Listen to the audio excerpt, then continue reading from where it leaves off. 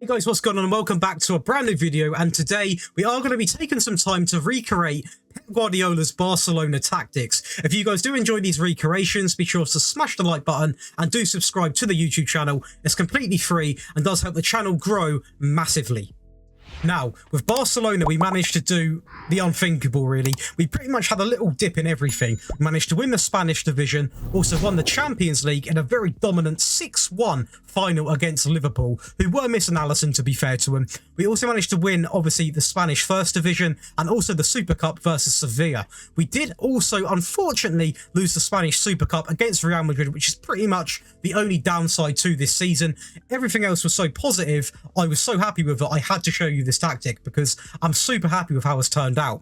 121 goals scored and only 24 conceded. Lewandowski with 61 goals. Ousmane Dembele having the highest match rating though with a 7.87, and Pedri and Ousmane Dembele sharing the assists with 21. It's going to be Gerard Piqué with the best pass completion, sitting at 93%, which is not too shabby for a centre-half. Now, data hub then. Team attacking, 3.18 goals per game, so pretty similar to the 4-1-2-1-2 in terms of when I say this is definitely built around being a more patient, slow build-up sort of system, but this tactic actually packs quite a punch going forward as well. Over 3 goals a game, as I did just mention there, and 88% pass completion, getting on for 89, so very dominant going forward. How does it do defending though?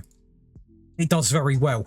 0.63 conceded per game, which is very, very solid, definitely in this division as well. We are one of the strongest teams here, but there's a lot of teams as well that can definitely put a goal past Barcelona, and we've kept that quite low, and that is exactly why we managed to win a division, not by tons of points, but five points is 5 points at the end of the day. It's quite comfortable, and to be winning the Champions League, which is pretty much the main thing that pushes from an average save to an elite save in terms of results, that Champions League means so much. Going over to his former side as well, Bayern Munich, and again, very, very dominant in the relative division, managing to absolutely thump the Bundesliga. We also won the Pokal and the German Super Cup. The only disappointment here is going to be the Champions League against Atletico Madrid, who did knock us out in the quarterfinals, which I would expect us to be beating them. So that's the only downside to this testing. 111 goals scored and only 31 conceded. Sadio Mane with 49 goals and also collecting the highest average match rating with a 7.85. It's going to be no other than Joshua Kimmich with 32 assists, and Dayot Upamecano topping PK's 93 with a 94% pass completion. Going into the data hub, team attacking, 3.26 goals per game and practically a 90% pass completion, just showing how dominant this system really is. And yes, if you're wondering, this tactic also, like the 4-1-2-1-2 that I did post, easily gets above 63% possession a season on average. It is very good at holding the ball. This one though is just, it's very similar, but this one has got that little bit more whip. So if you want to have a completely narrow system, I would recommend you checking out the 4-1-2-1-2. But again, if you're a big fan of Pep's style, then trust me, give this a shot. Team defending though, slightly higher, 0.91 goals per game, but still very good, under a goal a game, which I'll take any day, considering this is not designed to be a defensive tactic at all. So 0.91 compared to a 3.26, I'm not going to complain a single bit. We're then going to hop over to his current side, Manchester City, in what was a very convincing Premier League win. We also managed to win the Carabao Cup. Unfortunately, the other cups were a bit of a disappointment, I'm going to be honest. The semi-finals of the Champions League, Liverpool did knock us out. Obviously, that was going to be the semi-final. If we would have beaten them, we would have sort of played ourselves, which would have been a little bit weird. That does sometimes happen, though, because I do test, obviously, with 3 teams at the same time. We also, this is the real stunner. Obviously, if you watch my Watford rebuilds, we done this to them. So it might be a little mental block this game has, because Watford actually knocked us out of the FA Cup, and Liverpool also did do us in the Community Shield. But where it matters, in the Premier League, we come up quite convincingly as well. 97 points compared to their 86. Now, goals scored, 122. Goals conceded, only 26. So very dominant in that aspect. Erling Haaland, as always, scoring way beyond what you can expect. He always breaks records, this guy. 85 goals scored 8.11 highest match rating, average that is, and Bernardo Silva with 31 assists. Going into the data hub then, team attacking 3.21 goals per game. I mean, it genuinely is sensational stuff. Pass completion sitting at 88.3 again, so above 88% is absolutely ridiculous. Like I said in the previous video, you are essentially looking at 8, nearly 9 out of 10 passes being completely perfect. That is what we're going to be looking at, and when you're doing that, it screams how easy it is to hold on to the ball with this system. Team defending in the Premier League, I will take 0.68 any day, considering, as I always like to say, and I'm always very honest with these tactics, how they play, this is not a defending tactic, so when it's doing this well, it makes me super happy, because that wasn't even the intention. But 0.68 conceded per game, compared to the 3.21, I'm going to take it any day of the week. So just to clarify, we'll go back over it. In this, we managed to win the Premier Division and the Carabao Cup. We're going to go over to Barcelona. We won the Champions League, the Spanish League, and the Spanish Cup. And at Bayern, we managed to win the Bundesliga, the Pokal, and the German Super Cup. So quite a range of trophies. Now it's down to me to pick out a game to watch. And let's go and watch some goals. Now, the game I've picked out is going to be a Manchester City game. I could have done the Champions League final, but I really wanted to watch a Man City. It's his current side, and also this is one of the toughest games for Man City sometimes, because it is a derby, and sometimes United do get in their heads a little bit. Now, this is a very convincing win, and we're going to be seeing all of the goals. There's 6 to show, obviously, as you can see. So that's enough talking. Let's get into the goals. So the first goal is going to be Cancelo winning it quite high up into De Bruyne. A beautiful flick on from Alvarez into Haaland. Varane goes to sleep and Haaland gets a free goal. I don't know what Varane was doing, but Haaland's running off and he's celebrating. Simple as that. Diaz into De Bruyne. We're seeing this pass and play here. Now, one thing I always like to state as well, although this is it is a much shorter passing tactic, you are still going to see the occasional ball get sort of looped over there, as you saw with KDB into Foden, because players get into so many dangerous areas with this system, as I am going to explain a bit further on when we break down the tactic and explain how that works. But Foden gets in a beautiful amount of space, takes it wide, cuts it across into Haaland, and is he going to miss? I'm not even going to answer. We know what the answer is, and that is going to be 2-0.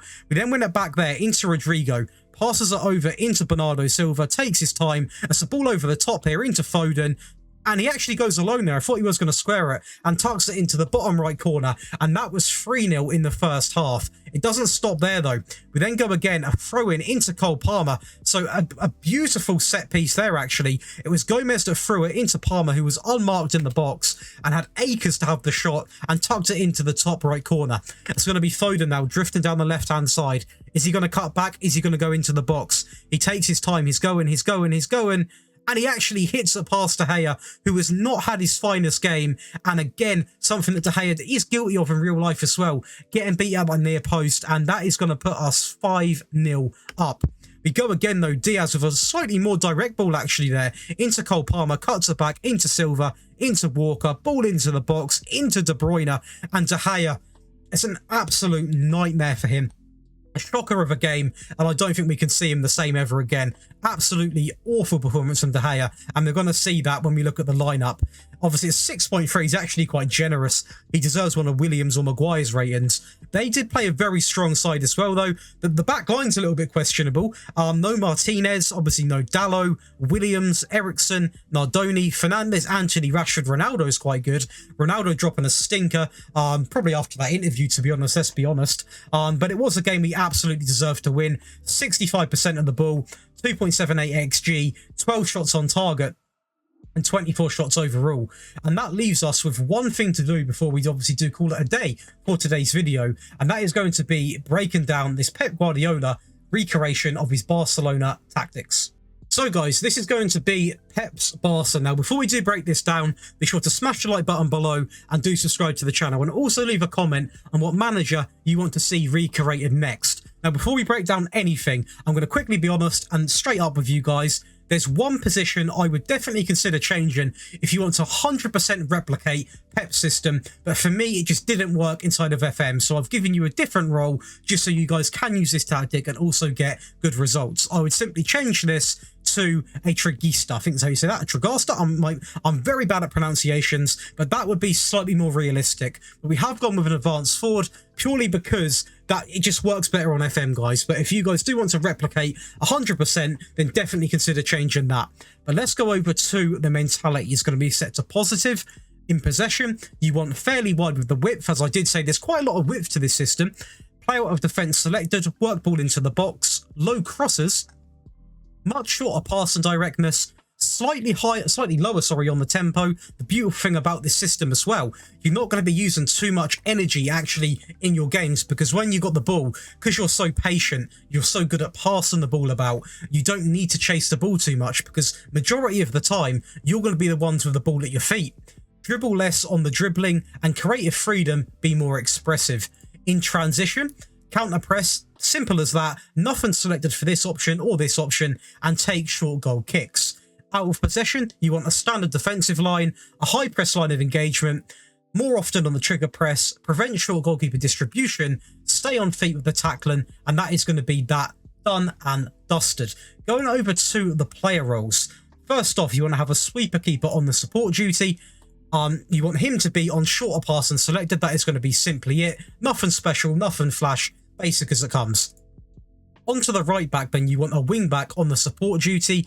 Balanced, get further forward, run wide with the ball, shorter passing, and aim the crosses at the centre. Moving over to the other wing back on the left hand side on the support duty. Balanced, get further forward, run wide with the ball, shorter passing, dribble less, aim the crosses at the centre, and cross less often. Two ball playing defenders, obviously it is a system that does prioritise playing the ball from the back, so that is why they're so crucial. Exactly the same instructions, so I'm going to show you one. Balanced on the trigger press and shorter passing selected. We then go over to the midfield. Again, we're going to be using the DM, similar to the 4-1-2-1-2 that we did release previous on in the week. I hate to plug it again, but, you know, I've got to plug it here and there, so be sure to check that tactic out as well. Defensive midfielder on the defend duty, balanced, shorter passing, and take fewer risks. Going over to the other two in midfield, a deep line playmaker works so well when he's slightly more pushed up.